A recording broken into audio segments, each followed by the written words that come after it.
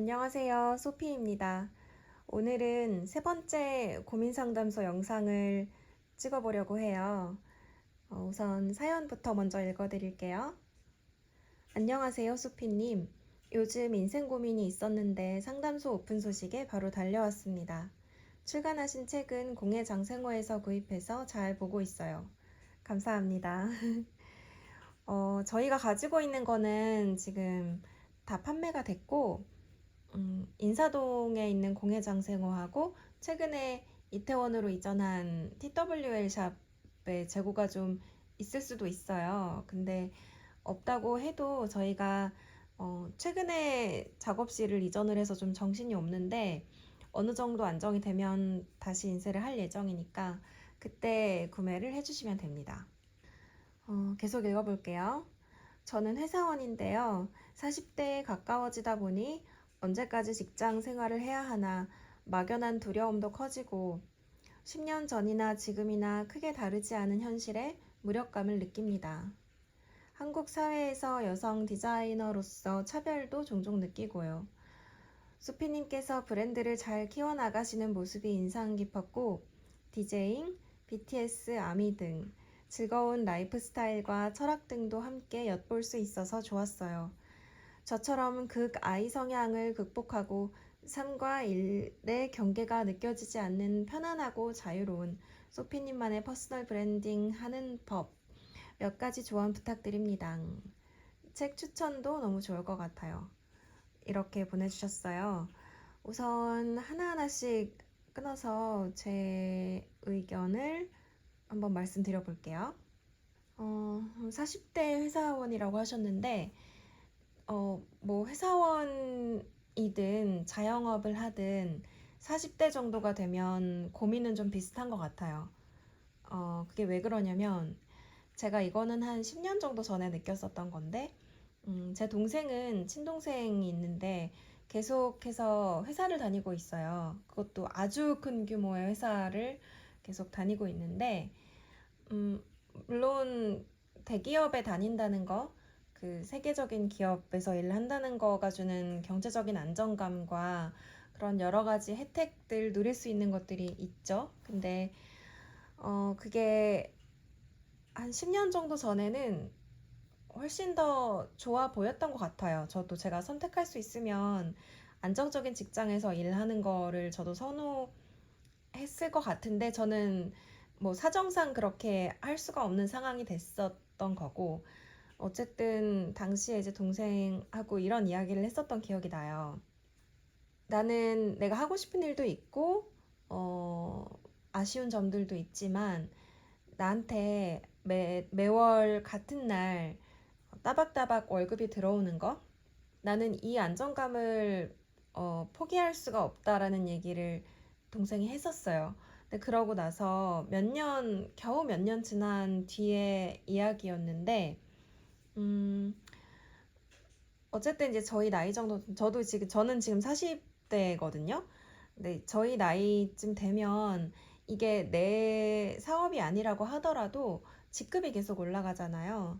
올라가지 않으면 올라가지 않는 대로 또 굉장히 불안해지는 상황이 되는 거고, 내가 계속 승진하고 직급이 올라가고 하면서 내가 져야 될 책임도 그만큼 되게 커지는 거고, 그러다 보면 어느 시점쯤 가면 이게 내 일도 아니고 나한테 어떤 동기부여가 있어서 이 일을 하고 있는 게 아닌데 내가 짊어져야 되는 책임, 이런 것들은 꼭 내 사업인 것만큼 혹은 그 이상의 어떤 책임을 요하게 되는 경우도 되게 많은 것 같아요.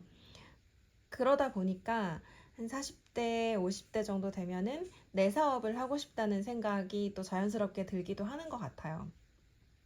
내가 남일 이렇게 할 바에 내 일을 하고 말지 이런 식으로 생각하게 되는 경우도 되게 많고 어쨌든 비슷해지는 것 같아요. 이게 30대가 한 10년 정도 텀을 두고 생각을 한다고 하면 30대 언저리에서 내 사업을 할 것인가 회사를 다닐 것인가 이거는 차이가 되게 큰데 40대가 돼서는 비슷할 수도 있다는 거죠. 어떤 얘기인지 아실지 모르겠지만 내가 아무리 내 일을 한다고 해도 그 일이 새롭지 않고 계속 반복되는 일이라고 하면 되게 매너리즘에 빠질 수도 있는 거거든요. 사람에 따라서는 아닐 수도 있지만 그 반복되는 일상과 같은 일을 한결같이 유지할 수 있는 거, 이것도 사실 대단한 힘이고, 그게 나한테 맞는 사람들도 있어요. 근데 지금 사연을 보내주신 분은 어떤 변화를 필요로 하시는 분인 것 같아서 제가 꼭 이게 회사를 다녀서 라기보다는 일의 성향, 내 일의 어떤 뭐라고 하지? 그런 거에서 오는 문제가 아닐까 하는 생각이 좀 들거든요. 그래서 제가 드릴 수 있는 조언은 주어진 환경을 뭐 너무 뭐 준비 없이 갑자기 막 다 때려치세요라고 저는 얘기를 하고 싶진 않아요. 그런 성향도 아니고 제가. 그래서 주어진 환경에서 이거를 오히려 내가 약점이라고 생각하는 것들, 또 제한된 조건이라고 생각하는 것들을 오히려 강점으로 쓸 수 있는 방법을 고민을 해보시는 것도 좋고, 또 할 수 있는 선에서 변화를 주시는 거예요. 예를 들면 부서를 이동해 보실 수도 있고, 또 내가 평소 같았으면 맞지 않았던 일들, 내가 안 해봤던 거, 이런 거를 내가 어느 정도 긴장 상태를 유지하면서 할 수 있는 거 있죠. 새로운 걸 배우게 되는 이런 상황에 놓여지는 것도 굉장히 좋고, 어쨌든 좀 내가 새로운 긴장, 어, 이런 것들을 인위적으로 좀 만들어 보시면 어떨까 하는 생각도 또 들어요. 그리고 웬만하면 저는 회사 그만두라는 얘기는 좀 안 하고 싶어요. 사업은 정말 너무 힘들거든요. 저도 다시 시작하라고 하면, 뭐, 지금 새로운 사업을 시작하라고 하면 할 수는 있겠어요. 저는 뭐, 어쨌든, 한 10년 이상의 그 산전수전을 겪었기 때문에 처음만큼 어렵지는 않을 거라고 생각하는데, 다시 돌아가서 선택할 수 있는 상황이 된다면 저는 사업은 안 했을 것 같아요. 저는 원래 사업을 하고 싶었던 사람도 아니고 제 일을 하고 싶다기보다는 저는 저의 자아 실현을 직장 생활을 통해서 하려고 하지는 않았던 것 같아요. 그래서 회사 생활이 좀 더 즐겁지 않았을까 하는 생각도 좀 있거든요. 회사 다닐 때 생각을 해보면 물론 일이 너무 즐거웠어요. 제가 하고 싶었던 일이었고, 근데 아무리 내가 하고 싶었던 일이고 내가 다니고 싶었던 직장이라고 하더라도 가서 부딪히고 하다 보면은 좋은 일만 겪는 것도 아니고 내가 하고 싶은 일만 할 수 있는 것도 아니잖아요. 그래서 일은 어디까지나 내가 그 적정한 선에서 타협을 해야 되는 것 같고, 만족도를 좀 낮추는 게, 기대를 너무 크게 갖지 않는 게 좀 더 행복한 일상을 유지할 수 있는 방법이 아닐까 싶어요. 저는 그 회사 다닐 때 퇴근하고 그 나오는 길, 그 퇴근길이 언제나 이게 뭐 계절과 상관없이 너무 상쾌했었어요. 일이 사실 굉장히 많은 편이었거든요, 제가. 또 뭐 점심시간이나 뭐 이런 시간도 사실 아까워서 그냥 뭐 김밥이나 이런 거 사다 놓고 일을 하면서 먹고, 그렇지 않으면은 퇴근을 제 시간에 할 수가 없으니까. 또 저희 회사가 야근하는 분위기도 아니었거든요. 그래서 정신없이 그렇게 일을 하다 보면 시간이 정말 눈 깜빡할 사이에 퇴근 시간이 돼요. 그래서 퇴근하면 그때부터 저는 되게 선명하게 이런 생각을 느끼는, 이런 감정이 드는 거예요. 아, 지금부터 오늘 나의 하루는 시작된다, 이런 생각? 그래서 되게 머리도 맑아지고, 뭔가 기운도 나는 것 같고, 그럴 리가 없는데, 사실. 그랬었거든요. 그래서 퇴근하면 항상 오늘 할 거, 뭐 예를 들면 내가 평소에 관심을 가졌던 분야의 세미나를 간다든가, 퇴근하고 정말 그냥 집에 들어간 적이 별로 없었던 것 같아요. 항상 뭐든 찾아서 새로운 사람도 만나고 새로운 것에 대해서 공부도 하고 알게 되고, 그게 저한테 되게 밸런스를 잘 맞추게 해준 것 같아요. 그래서 뭐 얘기가 조금 장황해진 것 같지만, 음, 뭐 일에 대해서 조금 기대치를 낮추는 거, 이것도 저는 나쁘지 않다고 생각해요. 그냥 다 그런 거고, 내가 회사에서 자아 실현을 할 수 있는 거는 어느 정도 한계가 있다고 그냥 받아들이는 거, 그게 저는 나쁘지 않은 것 같아요. 그래서 내가 다른 시간을 좀 이렇게 스퀴즈 하는 거죠. 내가 그냥 흘려보냈던 시간이라거나, 크게 의미 있는 일을 하지 않으면서 휴식했던 시간들, 좀 뭐랄까 긴장 상태에 스스로를 억지로 가져다 놓더라도 뭔가 새로운 어떤 경험을 계속 하게 하는 거, 그런 게 또 되게 새로운 활력을 주지 않을까 그런 생각이 듭니다. 그래서 환경을 너무 크게 바꾸려고 하지 않으셔도 되고, 그렇게 안 하더라도 어느 정도 이제 대안이나 이런 걸 생각해 보실 수 있지 않을까, 그런 이야기를 드리고 싶었어요. 제가 브랜드를 잘 키워나가는 모습을 인상 깊게 보셨다고 하셨는데, 저는 별로 지식이 없었어요, 사실은. 그 회사를 어떻게 운영해야 되는지, 브랜딩이라는 건 뭔지 관심이 없었거든요, 사실. 근데 이제 뭐 어떻게 하다 보니까, 먹고 살려고 하다 보니까 거의 뭐 생계를 유지하기 위해서 이거를 공부하고 뭐 시행착오를 동시에 겪어가면서 좌충우돌하면서 일을 키워왔던 건데, 어느 시점엔가 그 선명하게 깨달아지는 거는 있더라고요. 일단은 크게 두 가지. 내가 내 이야기가 아니라면 진정성이 전달되기 어렵겠구나, 이런 생각을 첫 번째로 했었고, 또 두 번째로 내 삶과 다른 모습으로 나를 포장해서 브랜딩을 한다고 했을 때 내가 그 괴리감 안에서 되게 불행해질 수도 있겠구나라는 거를 경험을 했어요. 처음에는 그 좀 분리를 하려고 했었던 것 같거든요. 저 개인의 삶과 일을 좀 분리를 하는 게 맞지 않나라고 보통을 생각하기도 하고, 그래야 제가 쉴 수 있다고 생각을 했었어요. 근데 이게 어떻게 보면 뭐 거짓된 걸 수도 있잖아요. 이렇게 포장된 모습이라는 거. 내 개인이 추구하고자 하는 어떤 삶과 브랜드를 통해서 소비되기를 바라는 어떤 삶, 라이프 스타일, 이거가 일치하지 않는다면 저는 계속 스스로가 소외되는 결과가 심해지고, 그 과정에서 많이 힘들지 않을까라는 거를 되게 크게 깨달은 시기가 있었어요. 그래서 내가 이거를 분리할 수 없다면, 분리하는 것이 나한테 오히려 위험 요소가 될 수 있다면 그냥 과감하게 일치시키자라는 결심을 했던 거죠. 그래서 자연스럽게 좀 저 개인의 삶에 대해서 많이 보여드리게 된 것 같고, 그게 사실 지금도 되게 부담이긴 해요.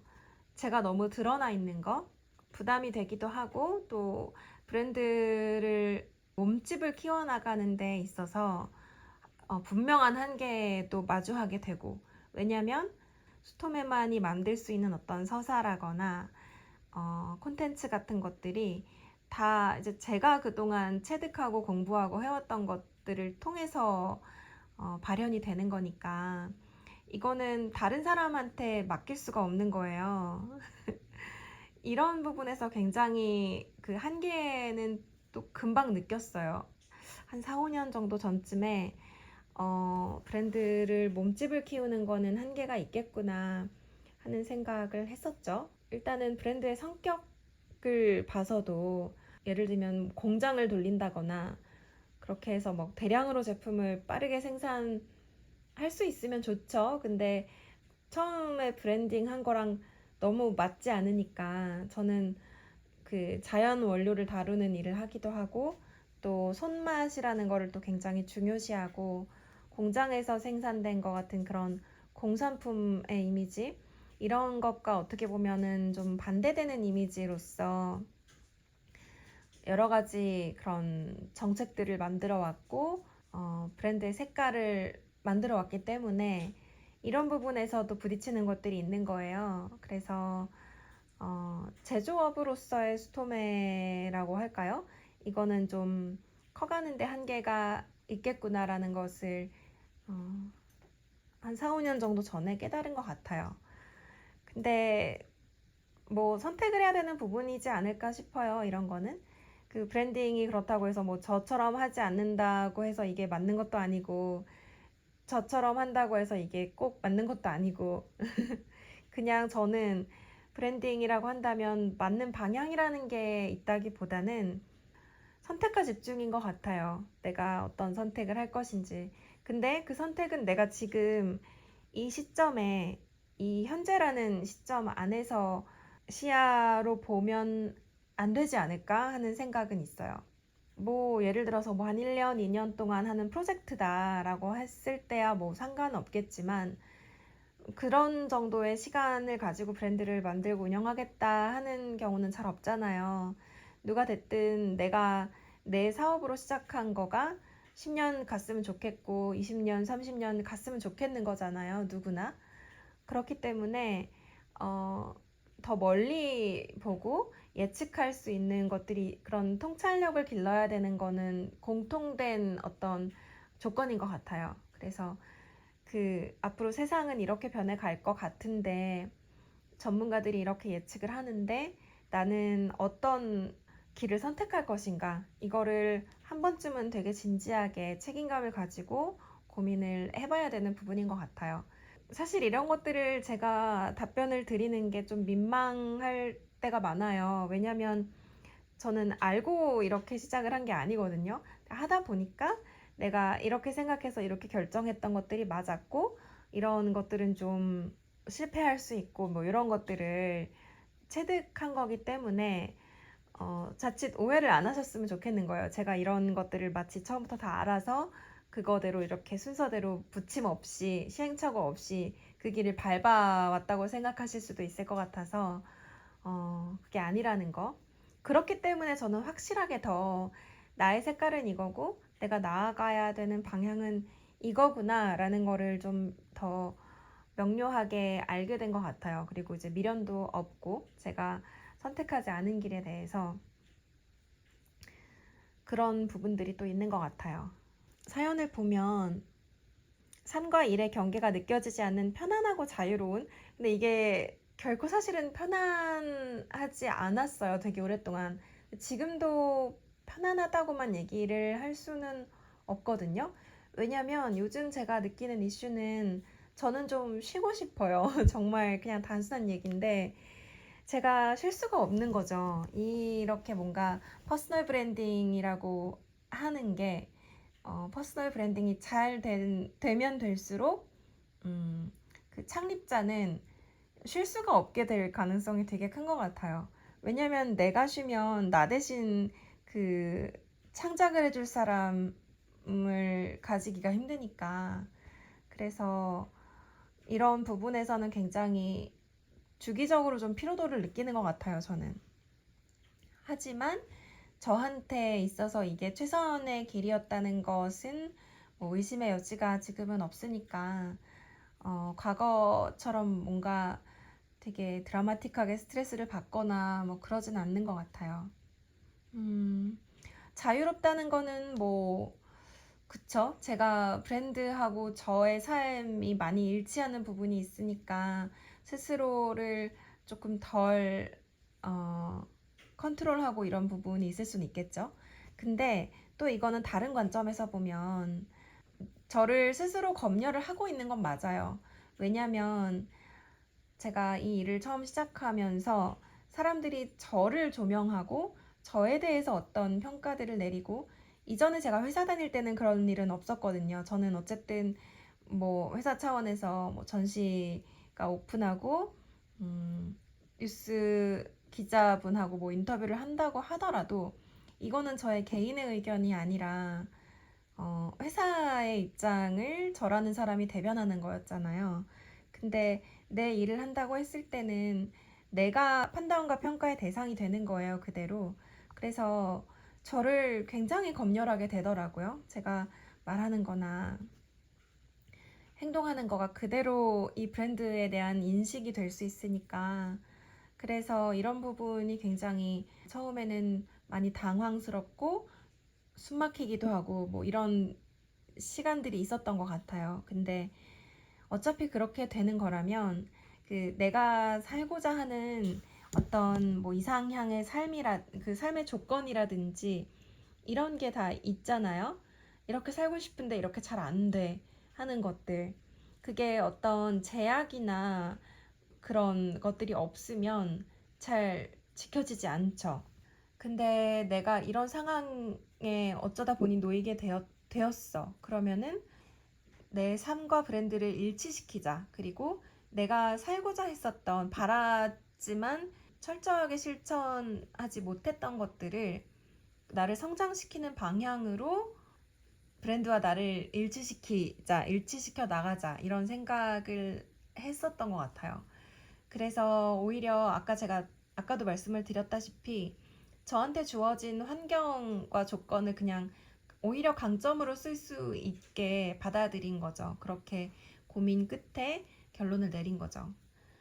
그런 부분에서 얘기를 한다면 저는 자유로운 것도 맞고 편안한 것도 맞다라고 얘기를 할 수 있을 것 같네요.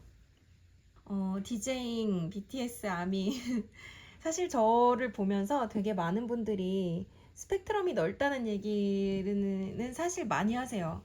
저는 그러니까 저는 이게 뭐 저이기 때문에 뭐 너무나도 당연한 건데 많은 분들이 보시기에는 어디로 튈지 모르는 이런 모습으로 보시기도 하시고, 그렇죠. 되게 산만해 보일 수 있을 것 같고, 저 사람은 취향이 뭐지? 이렇게 생각하실 수도 있을 것 같고.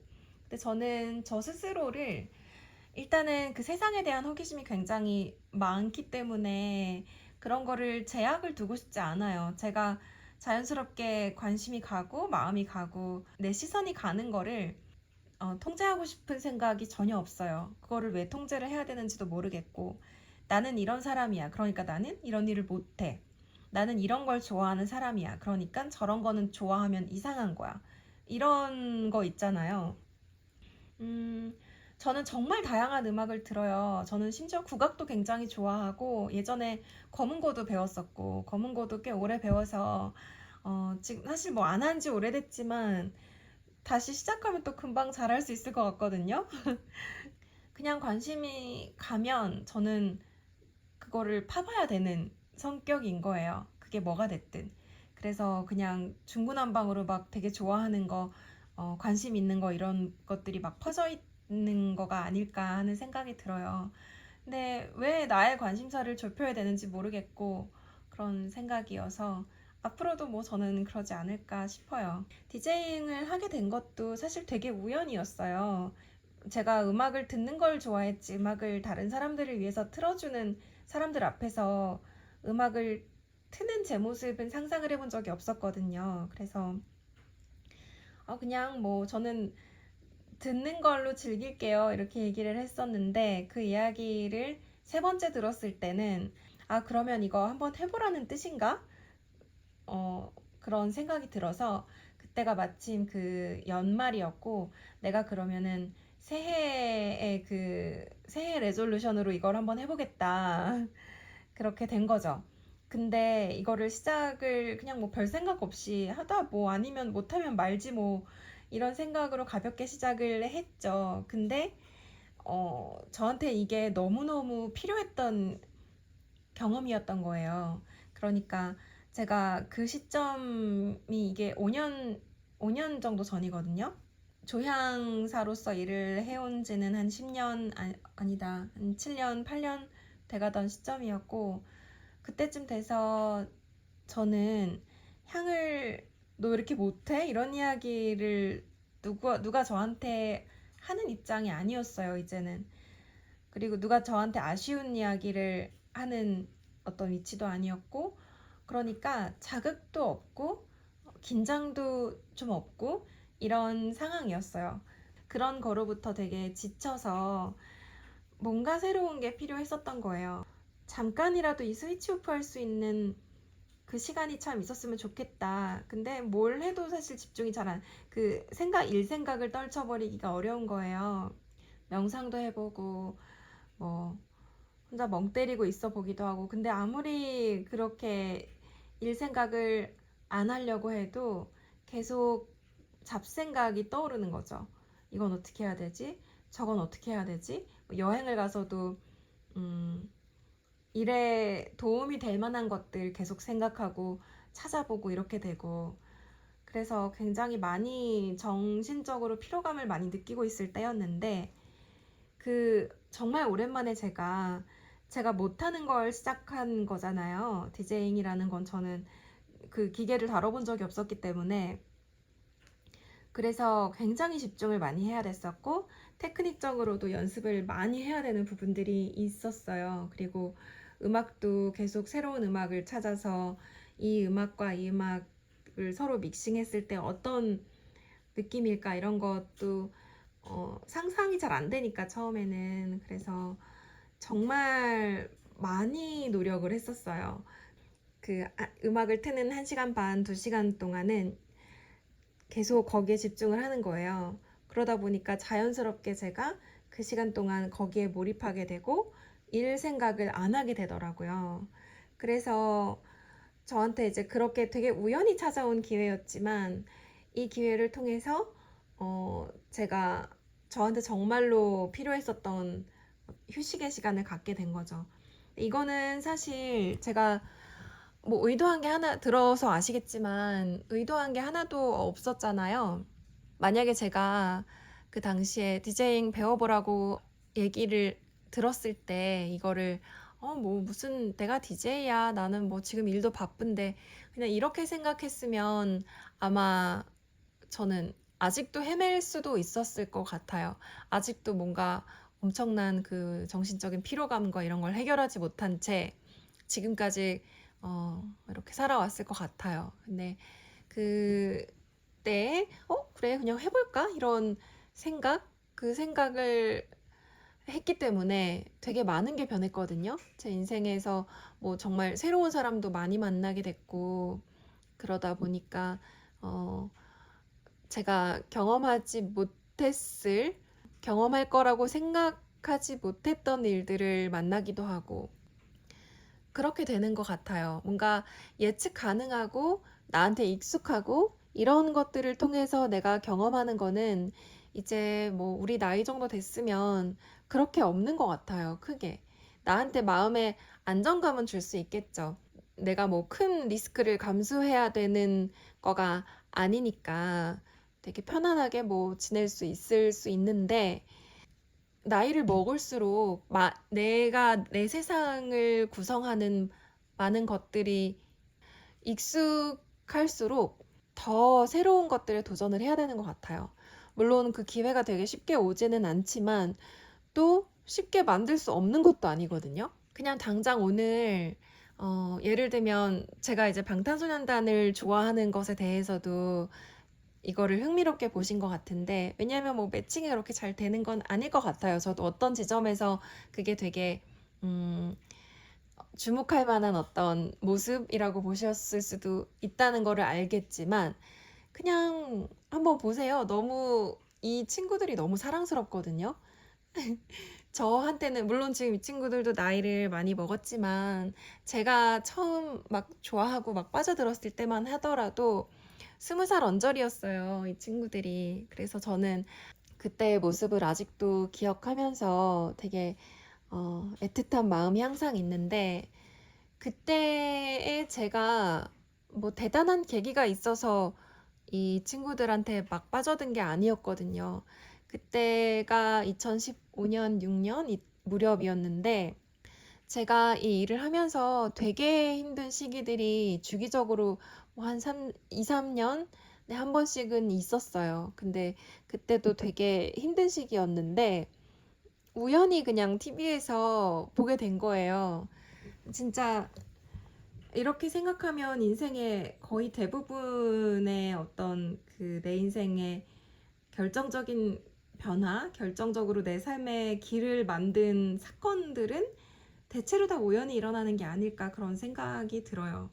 방탄소년단을 제가 TV에서 우연히 본 것도 정말 우연한 사건이었고, 일단 집에 TV가 없었어요. 한 10년 가까이 TV가 없었는데, 그러다가 제 동생이 원래 동생은 미국에 오래 살았어요. 미국에서 학교 다니고 이제 일도 거기서 하고 있었는데, 제 친구를 제가 소개시켜줘서 결혼을 하게 됐어요. 그러면서 한국에 이제 들어왔는데, 한국으로 오면서 그 미국에서 가지고 있던 TV를 가지고 왔단 말이에요.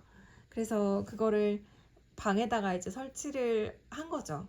근데 정말 뭐 오랜만에 TV를 보니까 되게 반갑기도 하고, 그래서 그냥 뭐 채널을 돌려 본 거예요. 그때 연말이었는데 연말 시상식을 하고 있었고, 그때 이제 방탄소년단의 무대를 본 거죠. 근데 너무 귀엽고 너무 막 파워풀하게 춤추는 게 너무 파워풀하고, 그 뭐랄까, 그냥 그 모든 게 다 시선을 끌었어요. 저한테는 이거를 굳이 뭐 말로 설명을 할 필요도 없을 만큼 그냥 마음으로 끌린 거죠.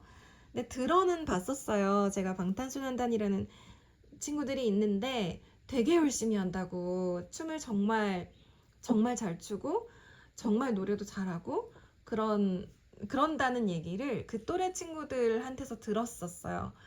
그래서 더 눈여겨봤던 것도 있겠죠. 근데 그날 그렇게 TV에서 보고 밤에, 지금도 생각이 나요. 밤에 이제 그때 게스트하우스를 운영을 하고 있었을 때니까 손님들 다 이제 들어가시는 거 보고 그러고 정리하고, 제 방이 그 옥탑방에 있었어요. 그래서 그 방으로 이제 올라가서 이중문을 닫고 그러고 제 방 문을 닫고 누우면, 저는 이제 거기가 저의 쉘터였던 거예요. 저의 유일한, 저한테는 제 뭐랄까, 제 우주에서 가장 안전한 곳, 유일하게 안전한 곳. 그래서 하루의 일과를 모두 마치고 그렇게 방으로 올라갔을 때, 올라가는 그 길이 너무 행복했었어요.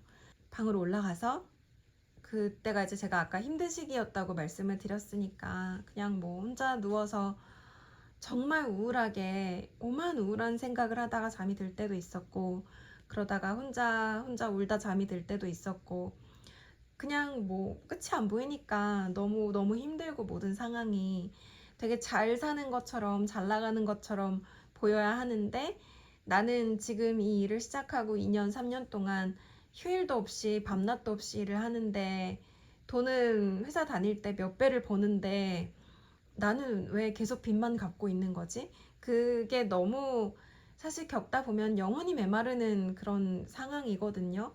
정말 뭐 우울한 기억밖에 거의 없는 밤들이긴 했어요, 사실. 과연 끝이 날까? 정말 절망적인 생각을 많이 했었고.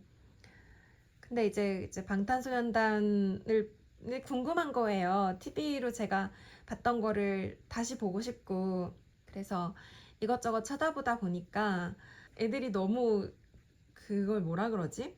지금은 이 친구들이 그 어떤 사회적인 지위라거나 그런 위치가 있어서 나이가 좀 더 들기도 했고, 그래서 좀 점잖아졌는데 그때는 진짜 막 뭐라고 떠드는 건지도 모를 정도로 7명이 막 다 같이 뛰어다니고 막 소리 지르고 깔깔거리고, 자기들끼리 맨날 보고 맨날 같이 사는 친구들끼리 뭐가 그렇게 재밌다고 진짜 너무 재밌게 노는 거예요. 그래서 그냥 그거를 보면서 제가 다 잃어버린 어떤 에너지를 되찾게 된 것 같아요. 그냥 제가 웃을 일도 잘 없었고, 그 친구들 덕분에 제가 되게 많이 웃었고, 그러다 보니까 조금씩 정이 들면서 그 친구들이 힘들어하면 저도 같이 힘들고 같이 슬프고 같이 기쁘고, 이렇게 되면서 그 우울한 감정의 늪이랄까요? 이런 거에 빠지지 않게 된 것 같아요. 뭐 제가 처음에 이 친구들을 TV에서 봤을 때 이 친구들이 나한테 어떤 역할을 해줄 것이다, 어떤 의미가 될 것이다 라는 거는 당연히 모르죠. 근데 알고 제가 좋아하게 된 게 아니잖아요. 그래서 그냥 감정이라는 거는, 매 순간의 내 감정이라는 거는 그냥 그게 어디로 흘러가는지 미리 단정 짓거나 결론을 내버리거나 그렇게 할 필요가 전혀 없다, 그런 생각이 저는 들어요. 저의 관심사라거나 저의 취향이라거나 이런 것들이 일반적인 어떤 그냥 흘러가는 대로, 뭔가 새로운 어떤 거가 저한테 눈앞에 나타났을 때 그거를 좀 열린 마음으로 보려고 하는 거, 그게 의도한 게 아니었지만 저한테 제 인생에 어떻게 보면 방향을 바꿀 수도 있고 제 인생을 아예 다른 인생으로 만들어 놓은 결과까지 오지 않았나 그런 생각이 들어서 저의 뭐 이런 모습을 흥미롭게 보셨다면 당장 내일부터라도 내 눈앞에 펼쳐지는 어떤 새로운 사건들이라거나 나를 새로운 길로 이끄는 손길들 이런 것을 좀 유연하게 받아들이시면 좋겠다 그런 생각이 좀 드네요. 그리고 극I 성향이라고 하셨는데 저도 극I예요. 저는 이 가까이 갔던 적이 없어요. 되게 의외라고 생각하실 수도 있는데 많은 사람들을 만나고 다양한 경험을 하더라도 저만의 공간, 저만의 시간만 저한테 스스로 확보해 줄 수 있으면 저는 충분히 뭐 밖에 나가서도 재밌게 잘 지내는 것 같아요. 제 성향이 이렇기 때문에 저는 이런 건 나하고 안 맞을 것 같아 이런 생각을 하지는 않아요. 그래서 사연을 보내주신 분도 내가 극아이니까 나는 이런 거 못할 거야 이런 불편해 할 거야 이런 생각을 미리 하지는 않으셨으면 좋겠어요. 이거를 극복을 한 걸까? 저는 극복했다고 생각이 들진 않거든요. 지금도 저한테는 저 혼자 있는 시간이 정말 소중하고 소중한 거를 넘어서 필수적이고 그렇거든요. 삶과 일의 경계가 느껴지지 않는 거는 굉장히 효율적일 수도 있고 진정성을 어필할 수 있지만 나는 굉장히 피곤할 때도 있다. 그런 제 입장을 말씀을 드리고 책 추천. 책은 제가 뭐 브랜딩 관련한 서적을 안 본 지가 10몇 년이 됐어요. 사실 이 스톰의 아포테케리, 그러니까 향 브랜드를 따로 분리할 때 그때 제가 조금 찾아봤었거든요. 한 2주 정도를 정말 매일 서점에 갔어요. 가서 그 책을 찾아서 보고 이거는 사야 되겠다 하는 책들은 사서 집에 와서 이제 책을 꼼꼼하게 읽고 몇 권을 그렇게 읽다 보니까 답이 나오더라고요. 아, 그 브랜딩은 이야기가 진정성을 가져야 되는 거구나. 그래서 저한테 그 진정성을 가지는 이야기는 제가 할 수 있는 건 당시에 제 이야기밖에 없었던 거예요. 시간이 많은 것도 아니었고 제가 많은 어떤 데이터베이스를 가지고 있는 것도 아니었으니까 그래, 내 이야기를 하자. 왜냐면 이 일은 내 인생이었기 때문에 시작된 거니까 그렇게 하면 명분도 생기는 것 같았어요, 저는. 그래서 사실은 되게 많은 고민을 했다기보다는 그냥 내가 살고 싶었던 인생, 내가 실천하고 싶었던 어떤 철학적 입장, 이런 거를 나를 조금 옥죄더라도 스스로 검열을 하더라도 이거를 계속 실천해 나가보자. 이거를 브랜드로 실험을 해보자. 이런 생각을 했었던 거죠. 그래서 브랜딩 관련된 어떤 책이라기보다는 그 사람한테 주어졌던 어떤 인생, 그 인생이 있었기에 그 아웃풋이 있을 수 있었던 이런, 말이 좀 이상한데 그런 관점에서 추천을 해드리고 싶은 책이라기보다는 책은 참 많을 것 같아요. 잘 아실 수도 있지만 추사 김정희에 관련된 책을 좀 읽어보시면 어떨까 그런 생각이 들어요. 그분이 사실 그 긴 세월을 사셨는데 아주 어릴 때부터 굉장히 이제 신동이라는 소리를 많이 들었어요.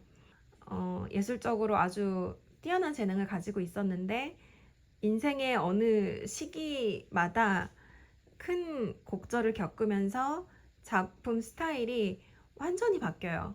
그래서 뭐 초기작을 놓고 말년작을 놓고 봤을 때 이게 과연 같은 사람의 작업인가, 같은 사람의 글씨인가, 이거를 느끼게 할 만큼 굉장히 스타일이 많이 변했거든요.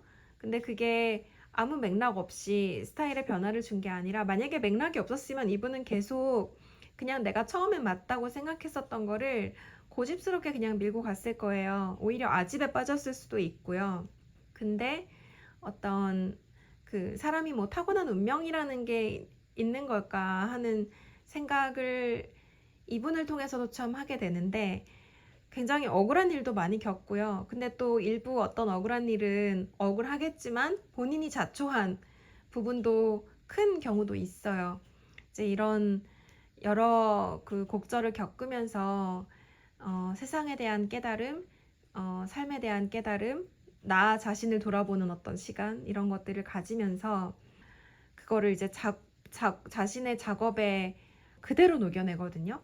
그것도 사실 굉장한 용기예요, 사실은. 그래서 아주 많은 시간이 흘렀다면 흐른 거고 아니라면 아니겠지만, 우리한테도 굉장히 큰 울림을 주는 거죠. 그래서 저는 추사 김정희에 관련된 서적을 읽어보시는 거를 추천을 드릴게요. 되게 뜻밖이라고 생각하실 수도 있지만 지금 문득 생각이 난 거는 추사였기 때문에 또 제가 개인적으로 제가 20살 때 저는 미술사를 공부를 했거든요. 대학에서 미술사를 대학 때 시작해서 대학원까지 하면 사실 10년 정도를 미술사 공부를 계속 한 건데 20살에 이제 대학 다닐 때 학부 시절에 공부했던 추사 김정희는 저는 이해하기가 좀 힘들었어요. 좀 막말로 자기가 그러니까 잘난 건 알겠는데 너무 잘난 척하는 게 되게 좀 재수 없더라고요. 그래서 좀 비호감이라고 생각을 했었던 기억이 나요. 그리고 그 추사가 굉장히 그 천진난만한 어떤 아이가 쓴 것 같은 그런 서체가 또 있거든요. 그 미술사 전문 용어를 얘기하면 좀 어렵게 생각하실 수도 있을 것 같아서 그냥 쉽게 풀어서 얘기를 하면 이제 그런 글씨들을 보면서 이게 뭐가 멋있지? 이런 생각을 했었던 기억도 나요. 그 어린 나이에. 근데 한 10년 정도 지나서 제가 되게 힘든 인생을 살면서 본 추사는 저한테 되게 큰 위로가 됐었고요. 그리고 40대 언저리가 돼서 다시 그 추사의 전시를 한번 본 일이 있었어요. 국립중앙박물관에서 본 적이 있었는데 또 전혀 다른 사람으로 보이더라고요.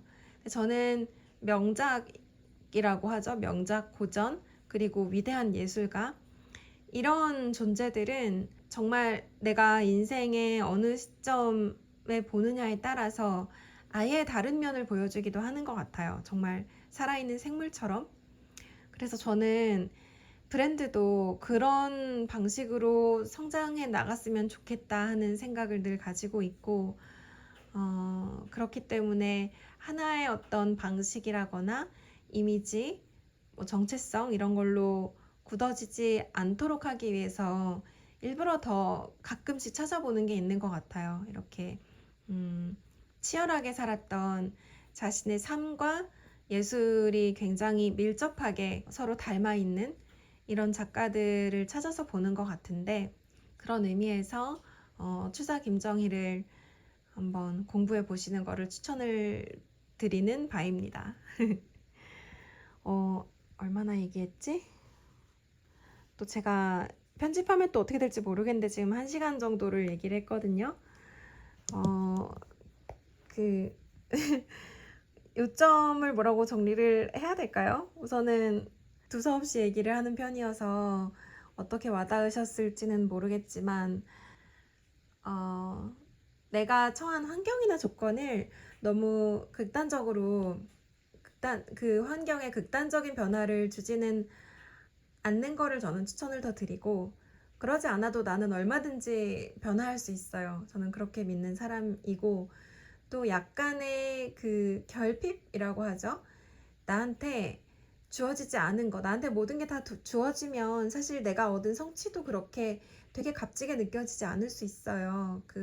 당장은 기쁘지만 그게 성취감이 오래가지 않을 수도 있거든요. 그리고 모든 인간의 서사는 결핍에서 시작된다는 생각을 항상 가지고 있기 때문에 오히려 즐기셨으면 좋겠어요. 내가 지금 가지고 있는 그 무기력감과 나를 무기력하게 하는 그 환경, 이 환경을 오히려 잘 쓸 수 있는 방법을 고민할 수 있는 것 또한 뭔가 새로운 삶에 대한 열망의 발현이기 때문에 그렇게 생각하시면 좋을 것 같고, 내 관심사나 내가 할 수 있는 것들, 그런 경우의 수, 이런 것들에 제한을 두지 않으셨으면 좋겠어요. 그리고 이제 외부에서 오는 크고 작은 자극에 예민하게 반응할 것. 아, 나는 이럴 수 있는 사람이 아니야. 뭐 그런 생각은 하지 마시고, 네.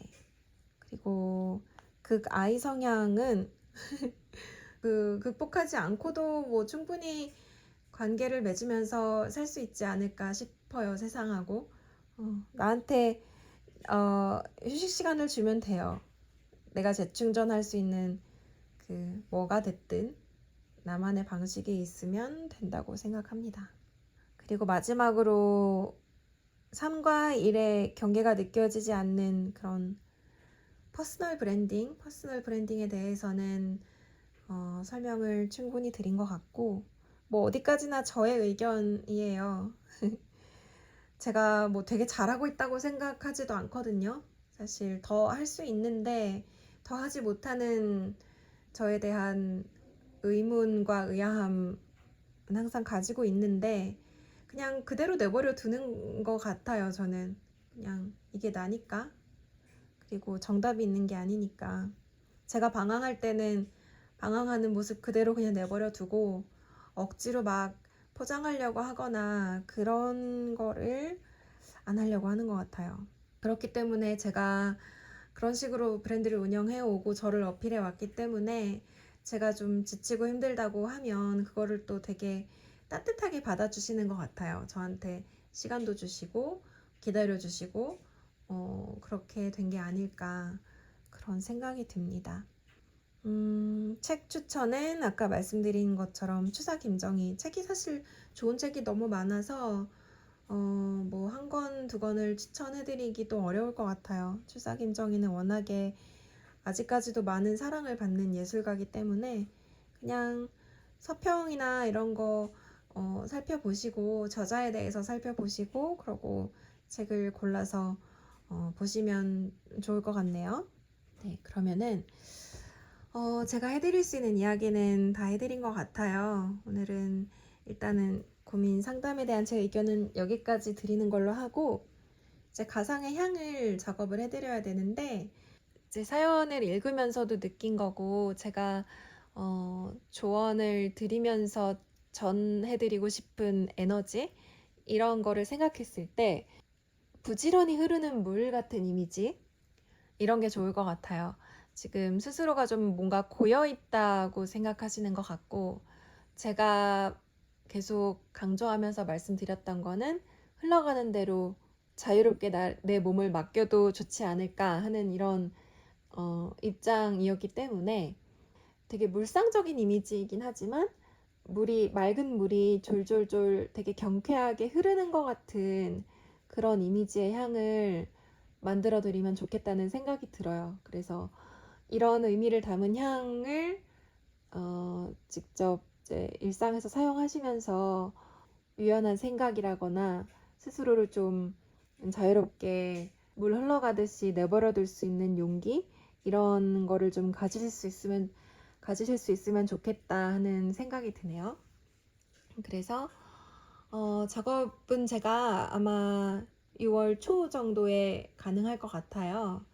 그래서 6월 초면은 뭐 초여름의 기운도 또 물씬 날 거고, 시기도 마침 그 시원한 어떤 시냇물, 경쾌하게 흐르는 시냇물의 이미지, 뭐 계곡물의 이미지 같은 것도 괜찮을 것 같네요. 작업을 해서 보내드리도록 하겠습니다. 뭐 각자의 인생이 다 너무 다르기 때문에 입장이 너무 다르기도 하고, 그래서 제 이야기가 뭐 실질적으로 얼마나 도움이 될지는 잘 모르겠어요. 그래도 저 나름대로 생각하는 바는, 우리가 저마다 다 처한 환경이나 가지고 있는 조건은 다르지만 다 비슷한 고민들 하면서 고만고만하게 살고 있으니까, 또 그냥 다른 사람들도 뭐 별거 없구나, 다 똑같구나.